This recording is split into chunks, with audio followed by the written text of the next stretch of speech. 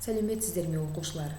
Қазір бізде 5-ші сыныпқа арналған қазақ тілі сабағы. Пән мұғалімі мен Молдағалиева Мөлдір Маратқызы.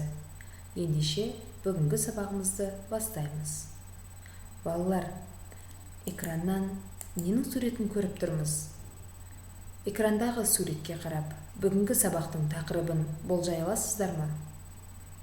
Дұрыс айтасыздар. Бүгінгі тақырыбымыз төрттілікке байланысты болмақ. Бөлімі жануарлар әлемі мен өсімдіктер дүниесі. Сабақтың тақырыбы төрттілік. Сабақтың мақсаты әлеуметтік тұрмыстық, әлеуметтік мәдени тақырыптарға байланысты диалог, монологтердегі көтерілген мәселені түсіндіру.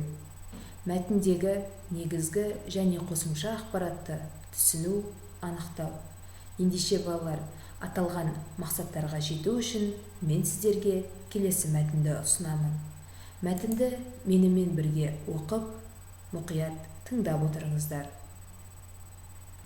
Қазақ ежелден мал шаруашылығымен айналысқан халық.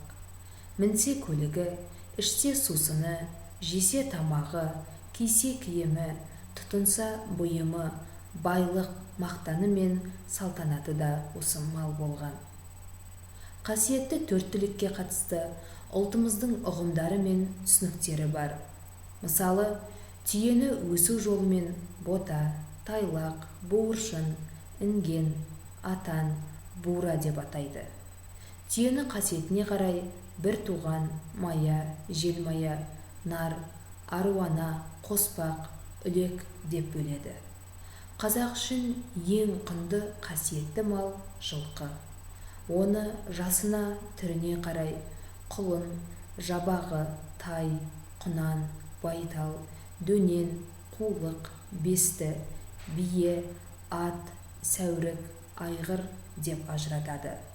Бұрынғы ел қорғаған батырлар жылқы ішіндегі таңдаулыларын жорға, сужорға, жүйрік, тұлпар, қазанат, сәйгүлік, дүлдүл, арғымақ деп сипаттап ерекше дәріптеген.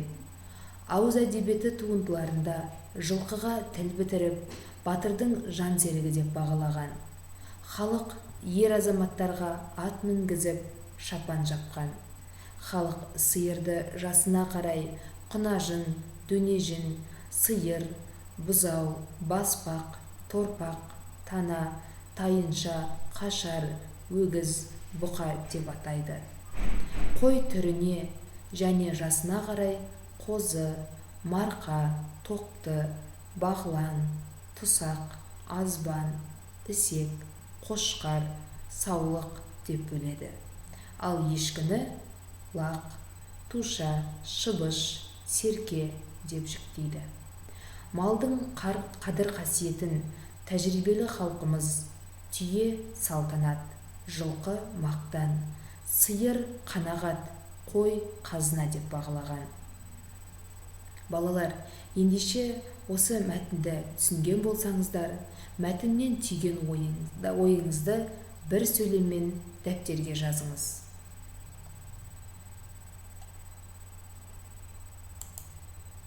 Екінші тапсырма.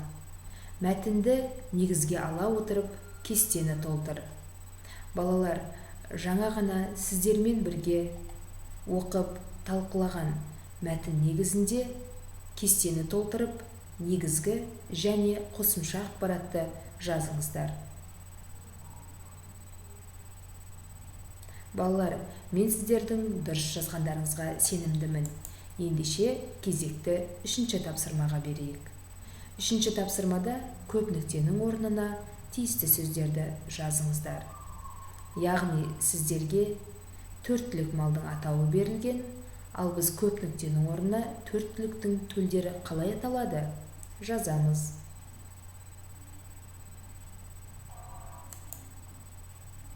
Оқушылар, мен сіздерге экранда үшінші тапсырманың дұрыс жауабын ұсынып отырмын. Ендеше бірге талдайық. Жылқы төлі құлын деп аталады. Түйе төлі бота деп аталады. Сиыр төлі бұзау деп аталады. Ал қойдың төлі қозы, ешкі төлі лақ деп аталады екен. Бұл мәліметті сіздердің дұрыс жазғандарыңызға сенімдімін, және осы алған мәліметтеріңізді өмірде қолданатындарыңызға сенемін.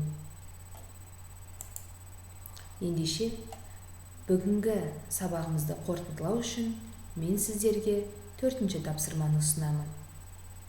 4 түліктің жасына қатысты атауларын қос жазба күнделігіне жазып шығыңдар. 4 түліктің жасына қатысты атаулары бірінші бағанада берілген, ал екінші бағанаға түсініктемені сіздер жазасыздар. Оқушылар, экранда 4-ші тапсырманың дұрыс жауабы көрсетіліп тұр. Ендеше, қане бірге талдайық. 4 түліктің жасына қатысты атаулары: жабағы, түсініктеме: 5-6 айлық ересек құлын. Ал құнан дегеніміз 2 жастан асқан жылқы екен. Тайлақ деп 1 жастан асып 2 жасқа толмаған түйені атайды екенбіз. Ал бағлан дегеніміз ерте туған семіз қозы екен. Тоқты дегеніміз 6 айдан асқан қозы. Балалар, бұл мәліметтерді өздеріңіз өмірде қолданатындарыңызға сенімдімін, және алған мәліметімізді әрқашан есте сақтап қайталап жүрейік. Оқушылар, осымен 4 түлік малға байланысты бүгінгі сабағымыз өз мәресіне жетті.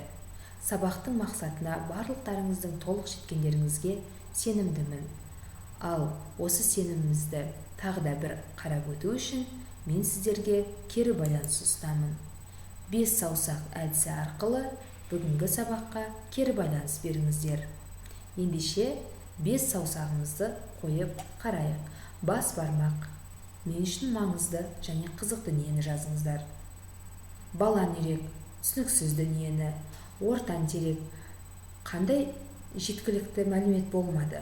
Ал шылбыр шүмекке көңіл күйлеріңізді білдіріп жазыңыздар, және ең соңғы кішкене бөбекке өздеріңіздің ұсыныстарыңызды жазыңыздар. Балалар, бүгінгі сабақ сіздер үшін құнды әрі маңызды.